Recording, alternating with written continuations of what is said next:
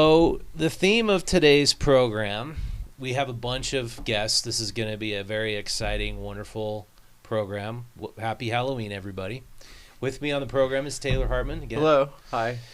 And the theme of it is the scary implications of not caring about anything that matters. I think a lot of people don't want to care anymore. Mm-hmm. I'm kind of getting this general sense of apathy. Checking out, like, use the phone to check out of whatever miserable situation you find yourself in. Yeah. I think escapism is healthy, of course, in moderation. Mm-hmm. Everything in moderation. But people don't care anymore about these issues because they're tired of the partisan vitriol, the hatred, the anger, the fighting. Do you get that sense too? I think so, absolutely. I mean, people are afraid to speak to each other about certain topics because I think emotion and hate has just become the rule, right? I mean, even 5 to 10 years ago it was less. Like, people could agree to disagree, but now it's just immediate, you know? Yeah. And even people I like, a guy who's neighbors with my cousin, I've been going back and forth with him on Instagram, DMing. He's much more on the left. Mm-hmm. I feel like I'm still left, center, whatever. I don't even know what I am. I call myself a political nomad because right. I don't know what I am. Mm-hmm. But he's trying to tell me kind of like Charlie Kirk had it coming. And we go back and forth. He thinks he's a misogynist, sexist, bigot, homophobe, insert whatever you want. But anyway, it's like, I feel like we're in a place where people are afraid to disagree because they think that one side is going to think that they are an evil person if they have an opposing point of view. Do you get that? It's because of these like media ecosystems. It's like algorithmic favoring of content. It's that the algorithms in social media has figured out that we feed into hate, right? And it's been since 2016 and before. But now we're in a world where everybody and their mom is making content, right? And so every little box of political belief, you can find 20,000 pieces of video, right? And so everybody's in these rabbit holes when it comes to their beliefs. So and it took me a while to realize this, like, what I'm experiencing online is so incredibly different from what somebody on the other political aisle is experiencing online. How my mother is experiencing content and what information she's soaking up is different than me. And so we're all playing on a different playing field here. I think like DEI is a really good example. The definition of what DEI means on either side of the political aisle is completely different. Like, we're working in different dictionaries here. And yet we're somehow trying to have a conversation when, what I believe is DEI as like a left center person is completely different than what somebody on the right would think DEI is. And then what somebody on the left, the extreme left, would think DEI is. What is your definition of DEI? Well, I mean, for example, so and the New York Times covered this recently. The fact that, like the Trump administration is going after programs that go beyond diversity, equity, inclusion. They're going after programs that were created during the civil rights era, but they're calling it diversity, equity, and inclusion. And in reality, a lot of these programs, right? Like, having a civil rights department and the housing administration is one of the examples of something that they got rid of recently. Having a civil rights advocate in the housing administration wasn't from DEI initiatives. That's from the 1960s and 70s. Yeah, I heard about that. This is a very nuanced argument, and I think it's difficult to wrap your head around. But civil rights used to be basically black people having more fairness. Right. That's used to be it. It's just about African Americans, perhaps Native Americans.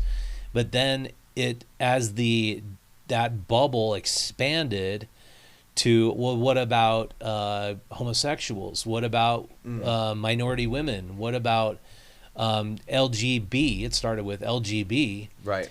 And then I hear that I mean, this is the side I heard the argument on, as that inclusivity bubble started expanding. Oh, let's add TQ to the LGB. Let's just put the TQ in there. Right. And then the latest thing I've been hearing is the TQ are getting pushed out. No, this was about LGB. No, it was actually about African Americans and Native. So it's like they're trying to contract that bubble. Right. So that the inclusion aspect isn't, okay, anybody who wants to call themselves a dog now is going to be part of the civil rights movement. Well, and if we fast forward, right? So beyond, and you're right that some of these policies in the federal government were created long before DEI was a word, long before all of those things. And it was because, of the Jim Crow South and the laws that weren't being enforced. Yeah. They had to have somebody come in and say, you can't redline, in communities. You can't discriminate against housing. The definition that gets muddled and the definition that comes together is, post 2020, we had the corporate diversity, equity, and inclusion era, right? We had what a lot of people would consider to be performative, even like Target. We support, go Pride, and then it's gone for the rest of the year. Having every single corporate entity try and it became a bandwagon. Yeah. That if you didn't get on it, if you're not with us, you must be against us. Right. Absolutely. And everybody having to put the black square on your Facebook or the gay pride flag. If you're not doing that, whoops, wow, you must be against us. Absolutely. And with every large pivot, I mean, in 2020, the George Floyd protests were a massive civil disruption, right? And there was a massive response to that with DEI programs and equity and inclusion. And, I argue that with every swing to one way on the pendulum, there's oftentimes a swing back. Exactly. And I think a lot of what they're doing now with just how we all have different definitions of DEI is because a lot of people saw culturally that we were going a bit too far, right? Yeah, and it's unfortunate that the pendulum has to swing so far one way and then it has to go so far the other way, because I think you're absolutely right with what you're seeing with immigration enforcement, even with me being more in the center, maybe I would even be labeled to the right. I believe illegal immigrants need to be taken through a process, a path to citizenship. Yeah, and then in the interim before they get their path to citizenship, they shouldn't be in our country. And a lot of people are like, but that violates civil liberties, that violates the Constitution. And I'm like, well, I don't know that you have constitutional rights if you're not a citizen. And there's so much nuance that's not really being discussed because the pendulum is shifting so far. And I think that's the big thing. I mean, I'm similar to you, Rich. Like, I don't feel as though I have a political home right now. I feel as though so many Americans right now have a belief and a belief system that's more of a gray area than what we're told we need to have. I think we're told that we need to be extremely supportive of one party or another party. And there's no way that you can be in the middle, because the other side is rapidly becoming like not human in people's minds, right? And for me, I don't know if I have a political home, because I've chosen over my lifetime to form my own opinions. And a lot of my own opinions are in the middle. They're a combination of two things. I don't know why in America we can't hold two facts in our head at once. Or why we're encouraged not to. Yeah, this concept, have you heard cognitive dissonance? Yeah. So that's unique in our I think you call it our prefrontal cortex. Like humans have the ability to think two kind of opposing views at the same time and understand the nuance of those views. Right. Like perhaps you think a woman should have the right to choose unless she's waited more than a month. Then she should just go on. So it's like being able to carry these ideas is in the front of our brain. But the problem is, if you're just activating the back of your brain, your cerebral cortex, which is your fear center, and your amygdala, Right. and that's just getting pumped through social media, you're not actually able to have these two ideas at the same time. Mm-hmm. And I think we're being programmed through social media channels to operate out of our cerebral cortex, which is on full display in places like Portland and Chicago, where people just want to fight. Mm-hmm. They want to say, that's the evil team right there. Let's fight them. Let's get rid of them. And I don't know that I see it getting better before it gets worse. It's just people's programming by looking at too much garbage on their screens.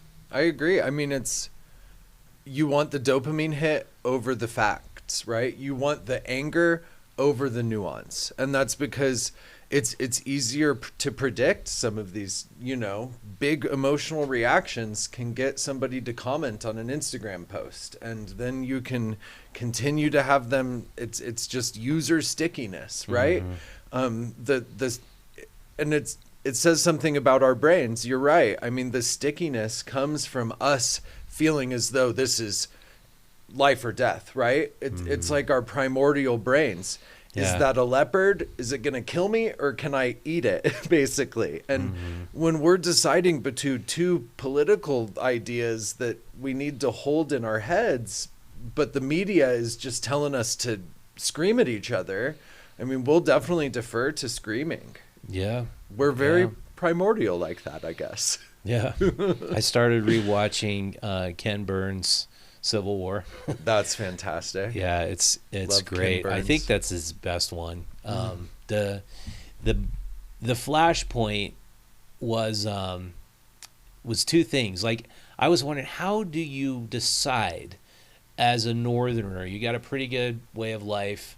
Say you're living in New England, and I don't know, you've gotten rid of slavery in your state, but you decided your neighbors in the South, they have slaves. Mm-hmm. That's not okay. How do you decide, like, I'm going to go kill them because they're trying to secede from the Union and obey Abraham Lincoln's orders, and take up my musket and go down there and just try to shoot them all so they stop? I just don't. How do you turn off some switch in your brain and think, okay, they're the enemy, I got to kill them? Yeah. I just I haven't quite wrapped my head around that one. I guess you just dehumanize people over time. I mean, I think it's what's scary about, to me, removing the humanity from all of this conversation and saying that person's calling somebody a radical terrorist makes it easier to kill them, right? Yeah. Telling you that they're going to kill your family or hurt your family makes it easier for you to make a decision that's what you think of as life or death, right? Mm-hmm. But I don't know. I mean, I think it's a lot of the stuff we look at now, it's like manufactured fighting. Yeah, manufactured hysteria. Because I look in my life, and I mean, I have a hard time talking to people who believe differently than me politically, but I don't see the hate anywhere else than online, right? Yeah. I think that's why the Charlie Kirk thing was so crazy for everybody, especially Utah people, is because all of a sudden the hate was there and it got posted on Twitter, and then we all saw it before it got censored. Yeah.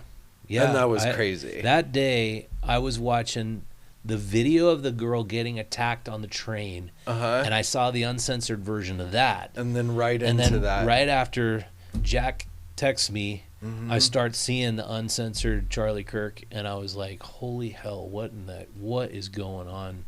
And I think it was a wake-up call. I mean, I don't know. I teach as an adjunct professor, and I told my students, one of my students has some pretty intense rhetoric when it comes to this stuff. And I said, honestly, the way you're talking with your rhetoric here, I mean, like, you gonna pick up arms? I mean, what's the answer? Yeah. What is the answer to this? Mm-hmm. And I mean, that's why I think nonviolent protest and like the principles of, MLK and Gandhi before him, right? I mean, there's got to be ways we can disagree better, but we don't seem interested right now as a country. No, I think you get addicted. You get addicted to your social media channels because it verifies your own opinion. always, and you're like, oh wow, I'm right again. Oh right. I'm right again. I'm right again. You doom scroll. And if your family believes the same as you and you're not having your ideas challenged, then you can get pretty radicalized pretty quickly. Yeah, and I think that's the point. And so to swing it back to local, yes, I think the social media algorithms, my contention, we are the product of the social media algorithms. Mm-hmm. We are a reflection of what that algorithm is doing to us. The way we disengage is to turn it off and get involved in matters that you have control over, which you do have control over locally. Like you have nothing you can do. There's nothing you can do about what Donald Trump is doing right now, or if you hate him, or what the Democrats are doing, shutting down government. There's nothing you can do that's going to impact that. So, but that's all you're watching. Realize there is a sphere of influence where you can make a difference, and that's like in your local community. And so that's why for like the last 17 years, I've telling people to use this as a guide to buy local, shop local, and thus by doing that, you defund these corporate interests that want to control you, that want to turn you into their pawn. And that's my transition into Ogden Eats. Nice. So if you can talk about what are the best restaurants that are local in Ogden, and how we kind of help. I wouldn't say our objective is to defund every corporate fast food chain, but obviously your economy is going to be much stronger if you're buying local food and supporting local restaurants, which is what Ogden Eats is about, right?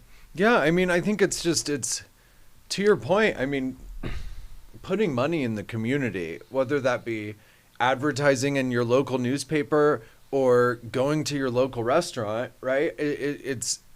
That's a 1-to-1. Yeah. It's taking cash and it's putting it into the pocket of your neighbors. And that's one of the most important things I think I do in like my day job, right? Is to get people excited about the local part of Ogden. If you're visiting a different place, you know, let's say you go to San Francisco. I would like to think that you're the type of visitor, Rich, where you're not going to be going to Olive Garden, right? Yeah. Visitors are some of the most, you look for local restaurants when you're a visitor. But oftentimes when you're at home and you're a resident, your kid is clamoring for Chick-fil-A and you go to Chick-fil-A.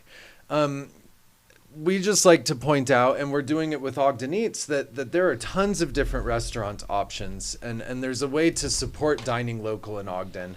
And so what we do is we put an advertising campaign together, and we take a bunch of different restaurants and we all advertise together. And so at Visit Ogden, we collect those restaurants and we facilitate the program. But it's sponsored by the people who provide, like US Foods is a flagship sponsor. So nice. The people who are helping these restaurants stay in business, the linen companies, the food, the beer distributors, Pepsi, all the local branches of them, they put their money together and they support us doing a big marketing campaign. That's awesome. So yeah, for November 1st through 15th, we are going to be celebrating Ogden Eats. And this year, a bunch of different restaurants have a bunch of different menu deals and tiers. And so if you come up to Ogden, you can dine local at these restaurants, and they have like special menu items. We have tiers that's like $20 and below, $20 to $40, and then $40 to $60. So you can get your fancy prefix with like 5 courses at Hearth on 25th. Or you can do more of your like grab and go slice from Lucky Slice. Nice. But if you go to our website, ogdeneats.com, you can look, and there's a ton of different specials. And a lot of restaurants have really put in a ton of care into those specials. So like Sonora Grill, which is a really good Mexican restaurant in Ogden, their owner, Steve, he's doing like an entire menu that's inspired by Baja California. And so everything that you would eat at Sonora Grill in that tier is a Baja California inspired menu. So you want to show this, Jack? Pretty cool. So that's the website, Dine Like a Local, Yep. community partners. So if I go community partners, click on Sonora. Those are our sponsors. If you go to the menu and tiers, you can go. But shout out to our sponsors, U.S. Food, Nichols. You may just have to go back. We have Wasatch Distribution. Roosters and the various restaurants that Roosters works with are all involved.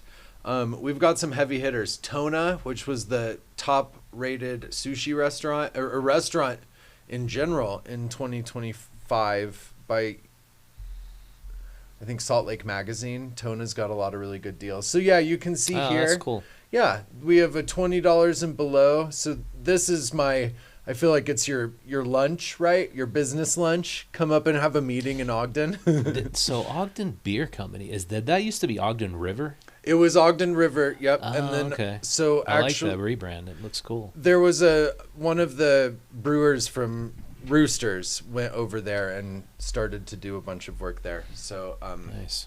we have a healthy history of brewing in Ogden as well. Yeah. I wrote an article several months ago about that. About the history of brewing up in Ogden. Yeah, what was it, Becker? Becker. Yeah, Mhm. I did research into them, and they were almost as big as Salt Lake Brewing Company, Wow. and they had their own power plant. Both Salt Lake Brewing Company and Becker, because it was before there was consistent power. Yeah. This was like pre-turn of the century. You have to get water power going or burn your own coal. And they were brewing 100,000 barrels of beer at Salt Lake Brewing Company in 1896, and there's no brewery in Utah that comes even close to that much beer. Wow. So if you were witnessing 1896 brewing capacity at that time, it would have been so badass to watch, because you just had this massive scale of operations. And We could have had our own Coors if it kept going that way. actually, we were a comparable in size to Coors Brewing Company at Salt Lake Brewing Company, And with our mountain water, Fisher Brewing Company was also massive.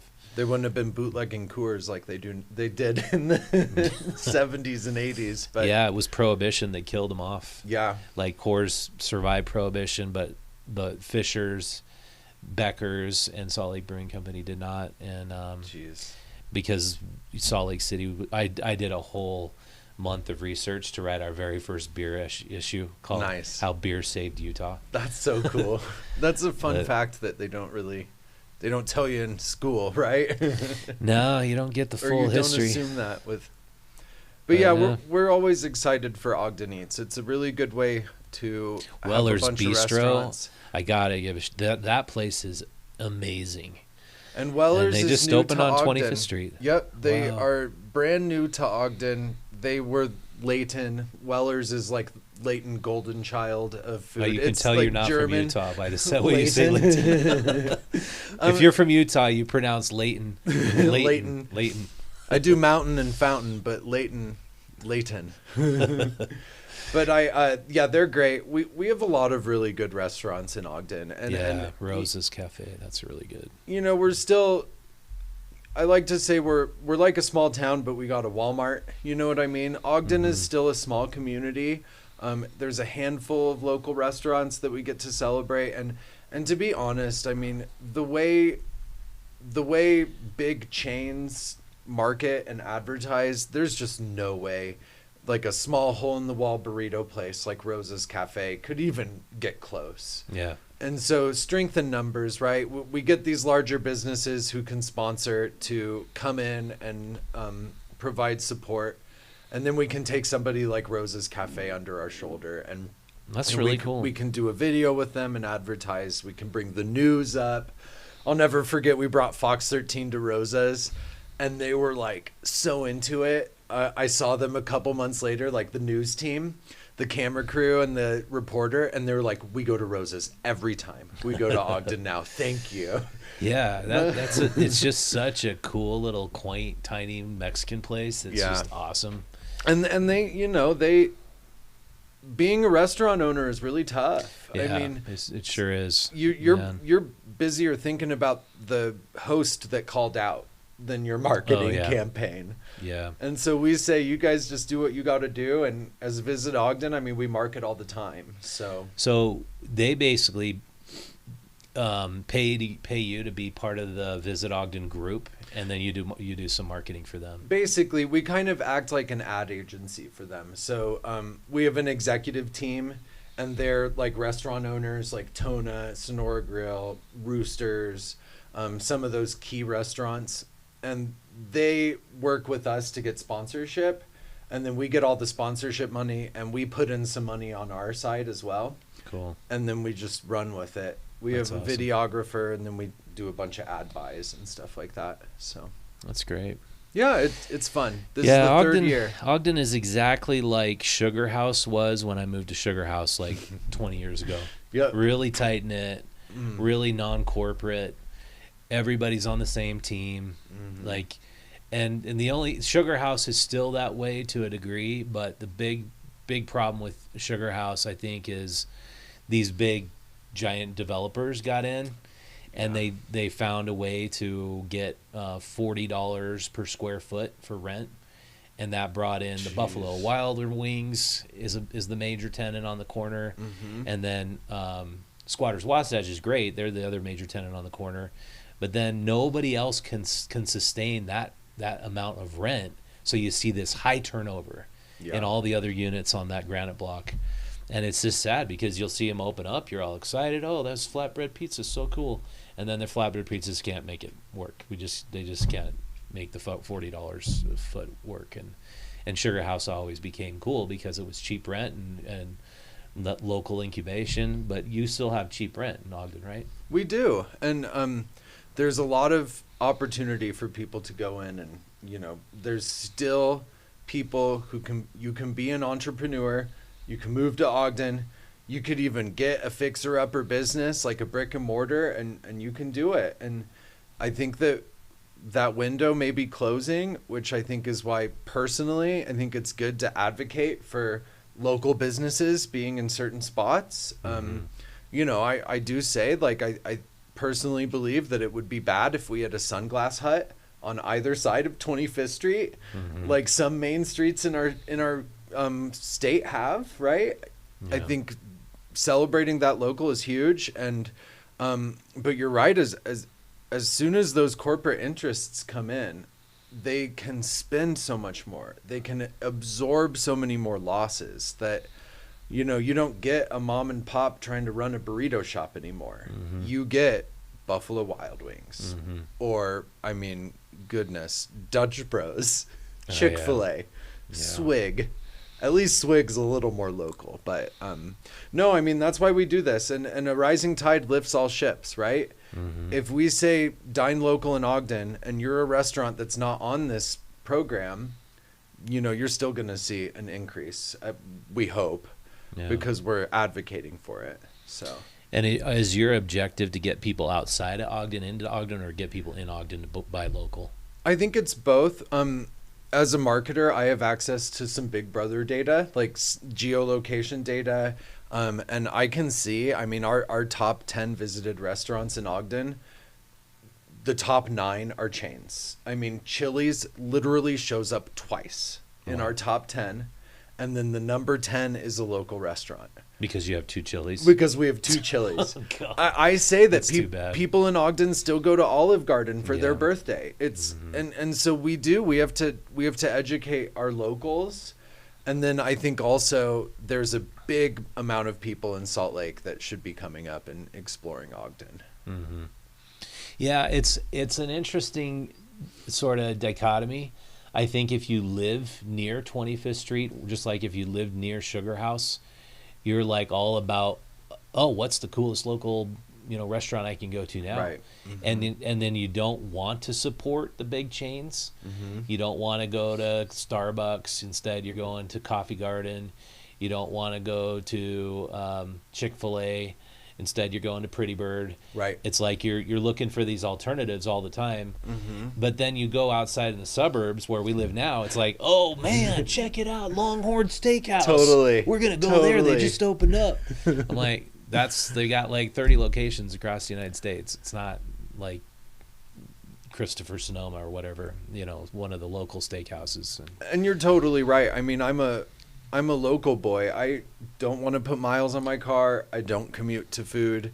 When I moved up to Ogden, I'm like, I'll go to Salt Lake all the time to eat. And no, it doesn't happen much because I like to get food that's 10 minutes away from me, right? And if I lived in West Point, Utah, you better believe there would not be a lot local. Mm-hmm. So those kind of suburban sleeper communities, it's like go past the strip mall 10 minutes into downtown Ogden and support. But we have some that are from throughout Ogden too, so we try to include as many as we can. Well, that's really cool. All right, so go to Ogden Eats, visit ogden.com and check it out. And it's November 1st to November 15th. Starting tomorrow. That's cool. Yeah, I want to go. I want to go check out. There's a meatball sub at table 25 that's like $14, and I've just been thinking about that meatball sub for a while. So you should go up and eat that meatball sub at table 25. Yeah. I think it's going to be really good. Yeah, we'll come down there. For some reason, it seems way more easy to come there than to go up to Utah County. Amen. Well, and it's arguably more enjoyable. Yeah. I have to say that because I work for Visit Ogden. Just kidding. It is. All right. With that, thank you so much for watching. This has been Utah Stories. If you want to support our content, go check out Utah Stories magazine. In the middle of our magazine, we got an amazing brunch guide. The brunch guide supports all local restaurants too. And then at the front of the magazine, also you'll see the Ogden Eats ad, and so support all these folks. If you tell them you found them in the magazine, it always helps us out. And so go visit utahstories.com, subscribe to our free digital newsletter, smash the like button, share this with a friend, leave a comment. Thanks for watching. See you next time.